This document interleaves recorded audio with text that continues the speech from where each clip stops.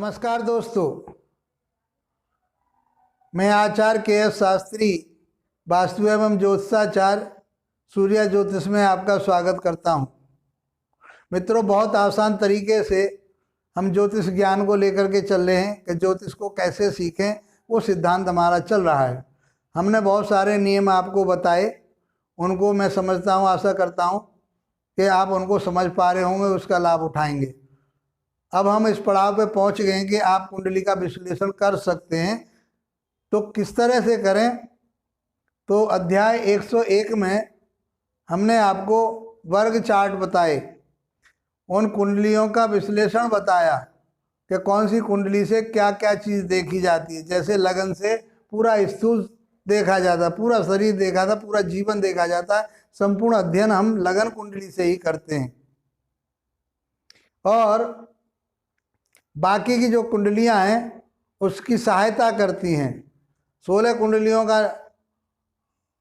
विवरण आपके सामने आया कि होरा से हम क्या देखते हैं, संपत्ति देखते हैं उसकी। D9 से क्या देखते हैं, तो जीवन साथी की बात करते हैं। D7 से क्या देखते हैं, संतान देखते हैं। इस प्रकार से आपके सामने बहुत सारी कुंडलियां आएंगी और लगाएंगे, हम बताते जाएंगे आपके लिए। लेकिन ऋषि पाराशर ने नवांश कुंडली का बहुत महत्व बताया है। तो नवांश कुंडली की चर्चा रहेगी कि नवांश कुंडली को कैसे देखते हैं। पाराशर ऋषि ने कहा है कि ये शरीर है, लगन जो है वो शरीर है, इसको लगन कहते हैं। लगन कुंडली, लगन पत्रिका, ये लगन है, ये नवमांस है, नवांश कहते हैं इसको, नवमांस कहते हैं, जैसे भी आपकी इच्छा हो। ये लगन जो है ये जीवन है, शरीर है। लेकिन ये नवांश कुंडली इसकी आत्मा बताई। जब शरीर में आत्मा ही नहीं होगी तो शरीर कैसे चलेगा? अर्थात ये आत्मा ही, ये नवांश कुंडली ही इसके बलाबल की जानकारी देती है। तो ऋषि पाराशर ने कहा कि जिसने लगन कुंडली को देख लिया और नवांश कुंडली को नहीं देखा तो आप बहुत बड़ी भूल करेंगे और आप किसी निष्कर्ष पर नहीं पहुंच पाएंगे। तो इसलिए कहा उन्होंने कि प्रत्येक भाव के लिए हम किसको देखते हैं, नवांश कुंडली को देखते हैं। हमारे शरीर की बात आएगी तो नवांश कुंडली को देखेंगे, धन की बात आएगी तब भी नवांश कुंडली को देखेंगे, भाई बहन की बात आएगी क्योंकि उन कुंडलियों में आपको हम बता चुके हैं। संतान की बात आएगी तब नवांश कुंडली को देखेंगे, फिर उन कुंडलियों को भी लगाएंगे जो हमने आपको बताई है। समझ पा रहे हो बहुत आसान तरीके से। मित्रों, हमारी 100 वीडियो पूरी हो चुकी हैं। हमारे व्हाट्सएप पे जुड़े हुए हमारे मित्र, हमारे दर्शक, यूट्यूब पर जुड़े हुए हमारे दर्शक, फेसबुक पर जुड़े हुए हमारे दर्शक, उन्होंने 100 वीडियो पहुंचने पर हमें बधाई दी उन्होंने। और हमारे ज्योतिष और वास्तु महावास्तु ग्रुप के जो हमारे बहन भाई हैं, जो हमारे सदस्य हैं, सब मेंबर्स हैं, उन्होंने हमें बधाई दी। हम उनका धन्यवाद करते हैं, आभार व्यक्त करते हैं कि उनका प्यार हमारे लिए इसी तरह से मिलता रहे और हम आपके लिए निस्वार्थ भाव से निःशुल्क ज्योतिष सिखाते रहें और आप सीखते रहो और इसका लाभ उठाते रहो। इसी चर्चा में मित्रों, आज हम अध्याय 102 में नवांश कुंडली का मिलान देखते हैं कि किस तरह से नवांश कुंडली को लगन कुंडली के साथ देखा जाता है, उसका विश्लेषण किया जाता है, उसका अध्ययन किया जाता है। तो मित्रों, आज बताते हैं हम आपके लिए। मान लीजिए हमारी यहाँ पर मेष लगन है, लगन में नवांश कुंडली में भी, लगन में भी मेष लगन पहुंच गई, मतलब यहाँ की भी लगन मेष हो गई और यहाँ की भी लगन मेष हो गई। यहाँ की जो राशि यहाँ बैठी हुई है लगन में, वही राशि यदि नवांश कुंडली के लगन में पहुंच जाती है तो इसको कहते हैं कि लगन वर्गोत्तम हो गई, लगन वर्गोत्तम होगी।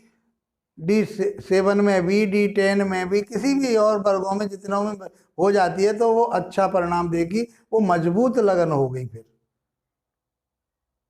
इसी प्रकार मान लीजिए मंगल यहाँ बैठा हुआ है लगन में, लगन राशि, लगन में मंगल बैठा हुआ है पहले भाव में, और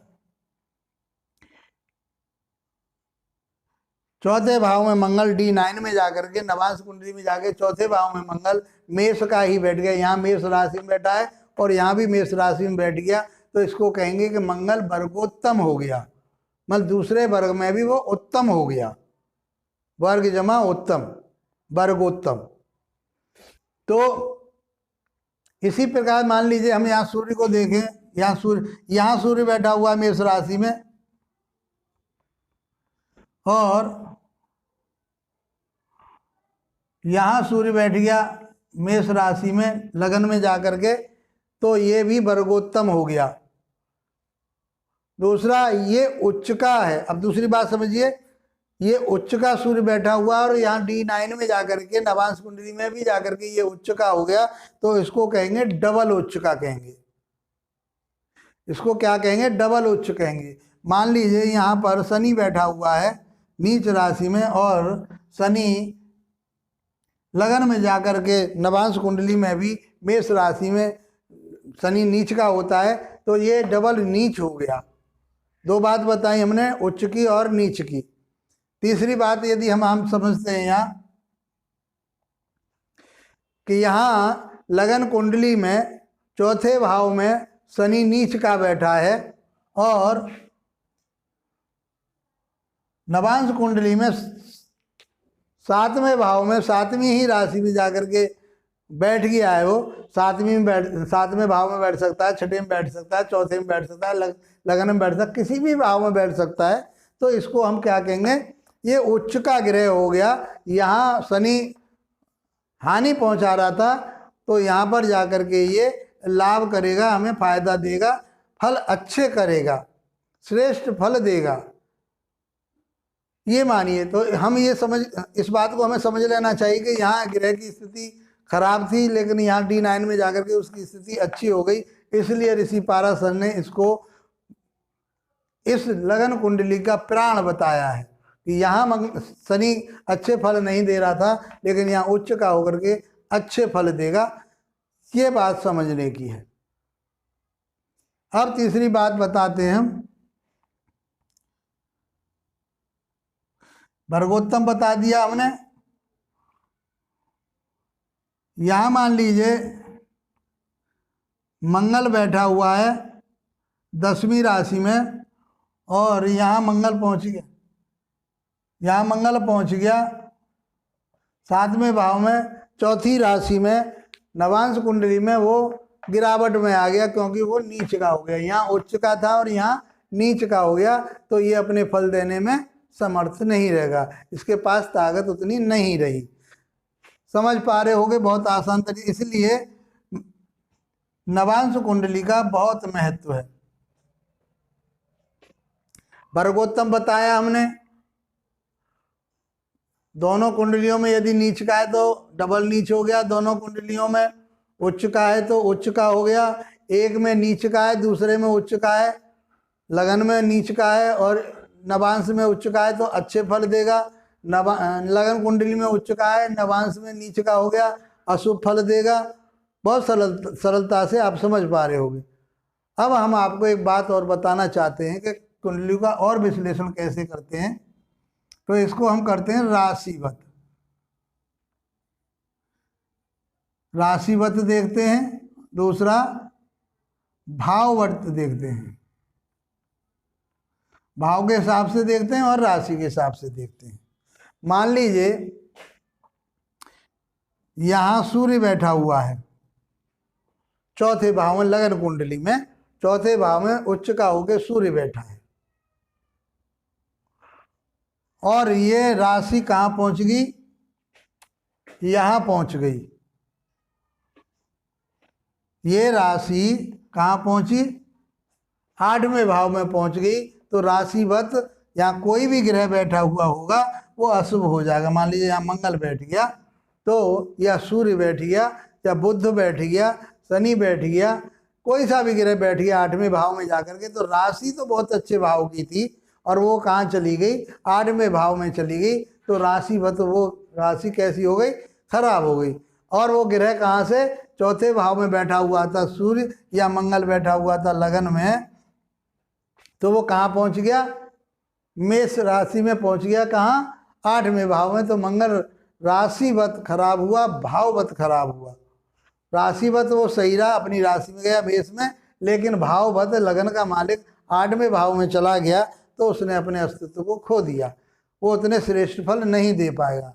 समझ पाए होगे बहुत आसान तरीके से। तो हम राशिवत, यहाँ जो राशि पड़ी हुई है 6, 8 और 12वें भाव में जो राशि पड़ी हुई है वो कहीं राशि D1 की केंद्र त्रिकोण की राशि तो नहीं है। 1, 4, 7, 10 और 5वां भाव और 9वें भाव की राशि तो वहां नहीं गई। कौन से भाव में? 6, 8वें, 12वें भाव में। यदि इसके केंद्र त्रिकोण की राशि 6, 8, 12 में चली जाती है और उसमें कोई ग्रह बैठ जाता है तो राशि खराब हो गई, और वो ग्रह किसी भी अच्छे भाव का स्वामी होकर के वहां बैठता है 6, 8, 12 में, तो वो अपना परिणाम नहीं दे पाएगा। यदि ग्रह इन 6, 8, 12 में बैठ जाता है तो अशुभ फल देगा। ये समझने की बात है। अब यदि 6, 8, 12 में ग्रह चला गया तो अशुभ फल देगा, और नहीं, अब इनके इन भाव में नहीं गया है, दूसरे भाव जितने भी बचे, कौन सा? पहला भाव, दूसरा, तीसरा, चौथा, 5वां, 7वां, 9वां, 10वां, 11वां, इन भावों में कोई भी ग्रह यहाँ से केंद्र त्रिकोण का किसी का पहुँचता है वहाँ जा करके D9 में, तो वो शुभ फल देगा, अच्छे फल देगा, केंद्र त्रिकोण में श्रेष्ठ फल देगा। लेकिन उन बाकी भावों में भी उसको फल देने अच्छे ही फल देगा, बुरे फल नहीं देगा। तो ये बात समझने की है। एक बात है, मान लीजिए D1 में उच्च का और D9 में भी उच्च का है, तो वो प्लस, और कहो डबल प्लस। यहाँ D1 में उच्च का है, D9 में नीच का है, तो प्लस माइनस, माइनस। D9 में नीच का है और D1 में नीच का है और D9 में भी नीच का है, तो वो माइनस माइनस हो गया। इस प्रकार से हम इनका तारतम्य बिठाल करके इनका रिजल्ट दे सकते हैं। मित्रों, बहुत आसान तरीके से मैंने आपके लिए नवांश कुंडली में लगन कुंडली की राशि को और लगन कुंडली के ग्रहों को देखते हैं, ये मैंने सामान्य तरह से आपको बताया और आप इसको समझ पाए होंगे। मित्रों, यदि हमारी ये चर्चा आपको अच्छी लग रही है, अब मैं समझता हूं कि हमारे 100 वीडियो पहुंचने के, जिन्होंने 100 वीडियो हमारे देख लिए अच्छी तरह से, अब वो विश्लेषण कर सकते हैं। अब हम विश्लेषण की तरफ को चलेंगे।